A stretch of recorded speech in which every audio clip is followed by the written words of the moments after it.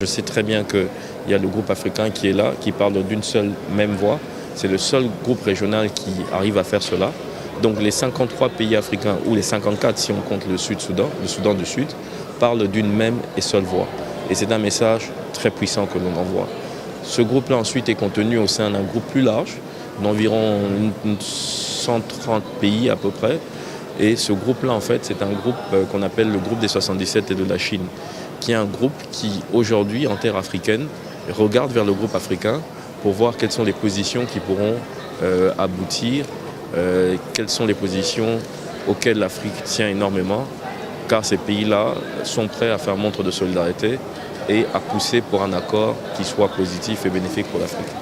Pour nous, le protocole de Kyoto représente le plus haut niveau possible d'ambition.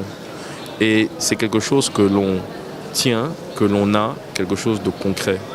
On veut aujourd'hui nous envoyer vers une piste de négociation pleine d'inconnus, pleine de dispositions que l'on ne connaît pas. Nous pensons qu'aujourd'hui, le protocole de Kyoto prend en compte une partie des pays émetteurs. L'autre piste de négociation, la piste de négociation de la Convention, prend en compte les autres émetteurs, c'est-à-dire les pays développés ne faisant pas partie de Kyoto et les pays en développement. Les deux instruments mis côte à côte, on comptabilise 100% des émissions globales. Donc pour nous, c'est une architecture qui marche. C'est une architecture qui va nous aider à régler le problème du climat.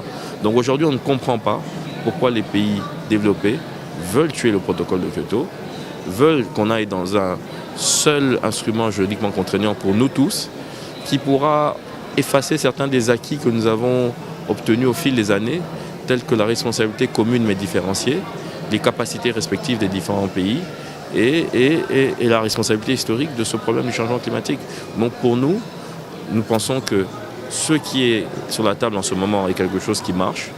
Il faut voir comment pousser tous les pays à faire montre de plus d'ambition, mais on ne peut pas casser ce que l'on a. Parce que comme on dit chez nous en Afrique, un oiseau dans ma main vaut mieux que deux oiseaux dans le buisson.